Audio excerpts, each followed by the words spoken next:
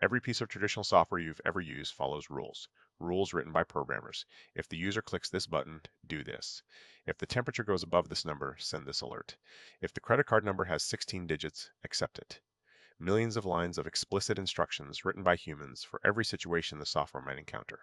Machine learning throws that approach out the window. Instead of writing rules, you show the system examples. Thousands of examples, or millions, or billions, and the system figures out the rules itself. That shift from telling computers what to do to showing them what to learn is the core idea behind machine learning, and it's why AI has become so powerful so quickly. Let's make that concrete. Say you want to build software that can tell whether an email is spam. The traditional approach, write rules. If the email contains the words free money, mark it as spam. If it comes from a known spam domain, mark it as spam. But spammers are clever. They change their language constantly. Your list of rules never keeps up. You're playing whack-a-mole forever.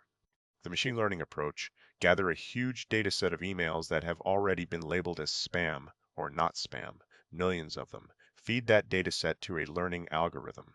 The algorithm finds the patterns that distinguish spam from legitimate email, patterns too subtle and numerous for a human to write down as rules. And it keeps getting better as more labeled examples come in. This is why your spam filter today is dramatically better than it was 10 years ago. There are three main types of machine learning you'll hear about. The first is supervised learning. This is the most common type, and it's what the spam example demonstrates. You have a data set where every example is labeled. Spam or not spam. Cat or dog. Fraudulent transaction or legitimate transaction. The algorithm learns to map inputs to correct outputs by studying the labeled examples. Supervised learning powers most of the AI applications you use in daily life. The second type is unsupervised learning. Here, the data has no labels. You give the algorithm raw examples and ask it to find structure on its own. It might discover that your customer base naturally clusters into 5 distinct groups, even though nobody told it to look for groups. It might find that certain products are always bought together. Unsupervised learning is how companies discover patterns in data they didn't know to look for. The third type is reinforcement learning. This one works differently. Instead of learning from a data set, the algorithm learns by doing. It takes actions in an environment, gets a reward or a penalty based on the outcome, and gradually figures out what actions lead to the best results. This is how AI learned to play games like chess and Go at superhuman levels. The AI plays millions of games against itself, getting a reward for winning and a penalty for losing, until it discovers strategies no human has ever thought of. Now, how does a learning algorithm actually work? Let's take supervised learning. At the heart of most modern machine learning is a structure called a model. Think of a model as a function, something that takes an input and produces an output. Initially, this function is basically random. It makes terrible predictions. But it has something called parameters, internal settings like thousands or millions of dials that can be adjusted. Training is the process of adjusting those dials. You feed the model a labeled example. It makes a prediction. You compare that prediction to the correct answer, calculate how wrong it was, and then use that error to adjust the dials slightly in the direction of being less wrong. Do that millions of times across millions of examples, and gradually the model gets better and better at its task.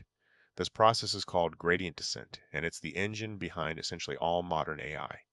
The quality of a machine learning model depends enormously on the data it was trained on. More data is usually better. More diverse data is usually better. Badly labeled data will produce a model that learns to make the same mistakes as whoever labeled it. Biased data produces biased models. This is one of the most important and underappreciated facts about machine learning. The model is a reflection of its training data. Garbage in, garbage out at massive scale. Once a model is trained, you test it on data it's never seen before, called the test set. This tells you whether it has actually learned general patterns or whether it has just memorized the training examples. Memorization without generalization is called overfitting, and it's one of the key problems in machine learning. A model that overfits performs brilliantly on training data and terribly on anything new. Machine learning is now the foundation of almost every significant AI application: voice recognition, image classification, language translation, medical diagnosis, financial fraud detection, recommendation engines, self-driving cars. These are all built on variations of the same core idea. Train a model on labeled data, let it find the patterns, test it, deploy it.